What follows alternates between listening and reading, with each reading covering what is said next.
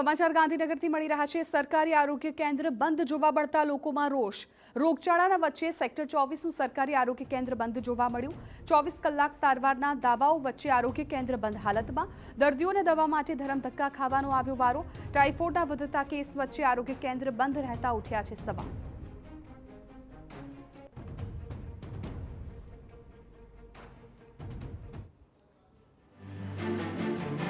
મને હાલ શરદી ખાંસી બહુ થઈ ગઈ હતી એટલે હું ઇમરજન્સીમાં સેક્ટર 24 દવાખાનામાં આવ્યો હતો।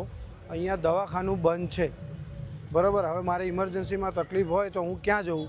સરકારની ગાઈડલાઇન્સ પ્રમાણે 24 કલાક ચાલુ રહેવું જોઈએ પણ અત્યારે બંધ હાલતમાં છે। જ્યાં એક તરફ ગાંધીનગરના સેક્ટર 24માં સૌથી વધારે ટાઇફોઇડના કેસ નોંધાયા છે, ત્યાં બીજી તરફ દર્દીઓ માટે 24 કલાક ખુલ્લું રહેતું આરોગ્ય કેન્દ્ર બંધ રહેતા દર્દીઓએ તંત્રની કામગીરી પર સવાલ ઉઠાવ્યા।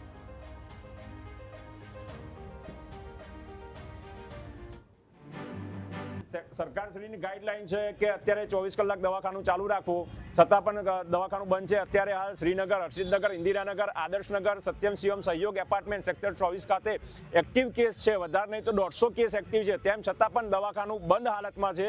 ખરેખર નિંદનીય છે, પ્રશંસાના લાયક નથી આ લોકો।